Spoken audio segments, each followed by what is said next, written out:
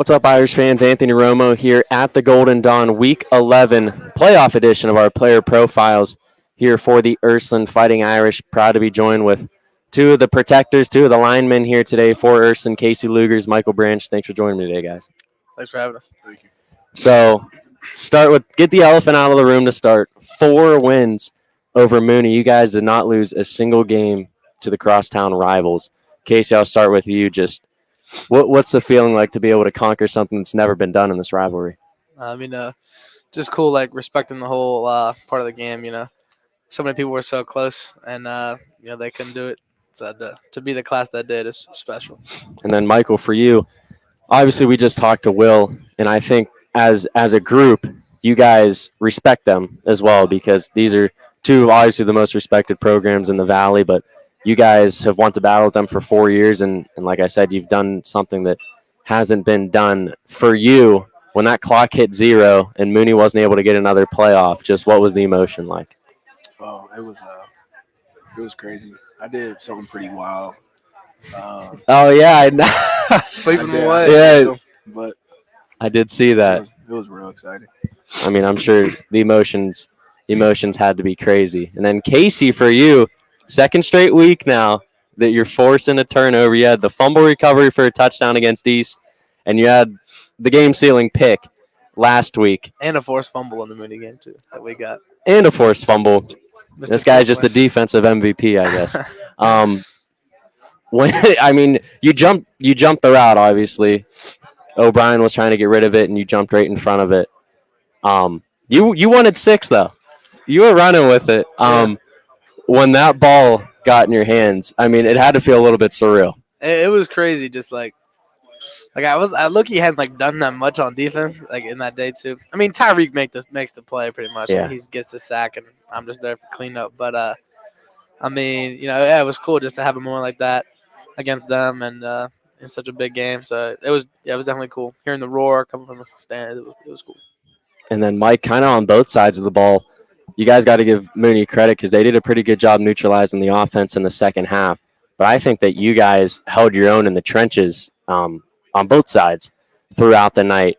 What was kind of the emphasis in the second half to keep Mooney at bay? What were you guys trying to do to neutralize them in the second half as well? Keep doing what we was doing in the first half. Rally to the ball. Be gap sound. Stay on your assignments, basically. And so both of you guys have scored touchdowns this year. Mike, you had a chance last game, but false start. Couldn't get it done. But both of you guys have found the end zone this year, 2 of 3 linemen. Isaac Luke has also found the end zone as well. Mike, I'll start with you. Coming into your senior season, was that something you could have even thought of, was finding a way to get in the end zone? Well, when we first put in the package, I didn't know that I was going to be the quarterback. Yeah. But last year we ran jumbo, and I was one of the upbacks, and I just blocked for DeMarcus.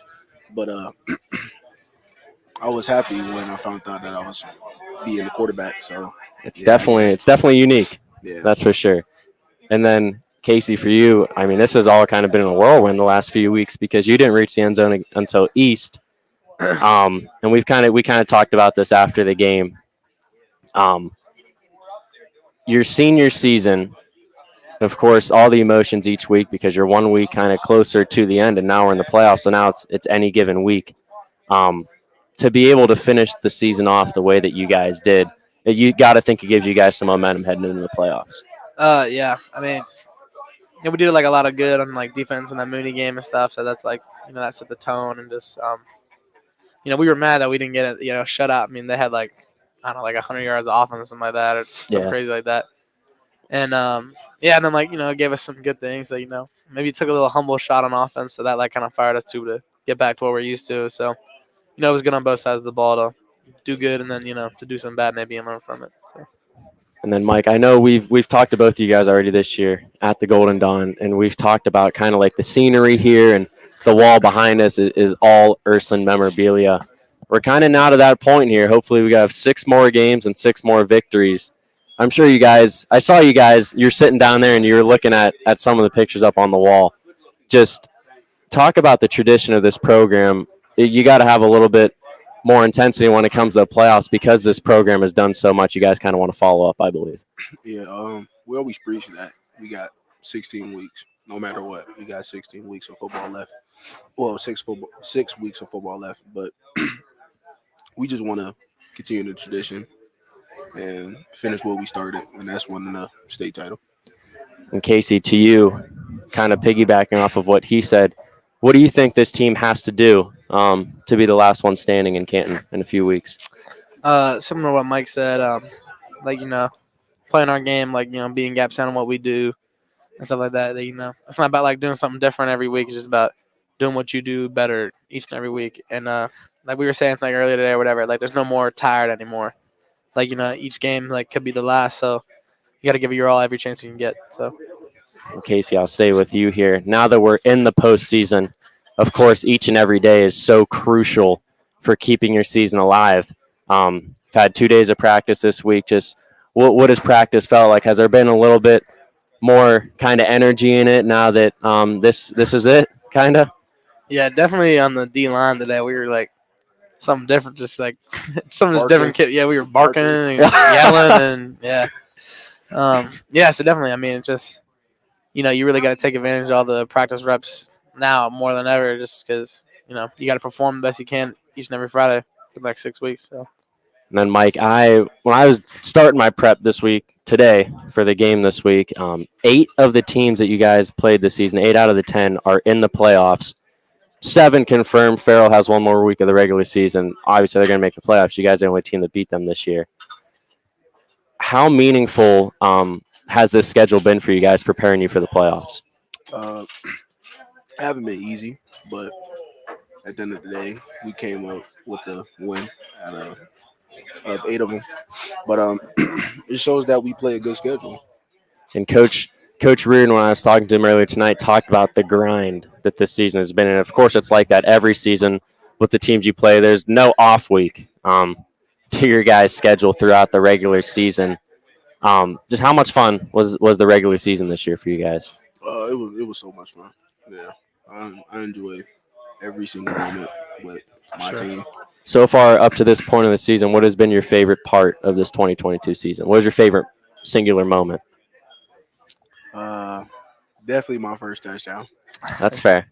And Casey, for you, I have a feeling I might get the same answer. What has been your favorite part of the season up to this point? Yeah, definitely the touchdown against East, but maybe the pick against Mooney. Yeah, that was pretty. That was pretty big. That was a big moment cool. Yeah. in that game. So now looking forward to this week against Hawken. You guys are the 3 seed in Region 9. They're the 14 seed. Casey, I'll start with you. What have you guys seen on film this week that you guys have had to do to prepare for this week's matchup? They're 8-2, and they, their wins, like they beat up the teams they play. So, they're solid, and they're big up front, and they got some real good skill. So, maybe some new wrinkles here and there, but just keep playing our game. Right, exactly.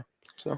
And then Mike, for you, coming into this matchup, how big is it, and how fun will it be for this team to play at home again this week and possibly play at home again next week if you guys are able to get a W this week?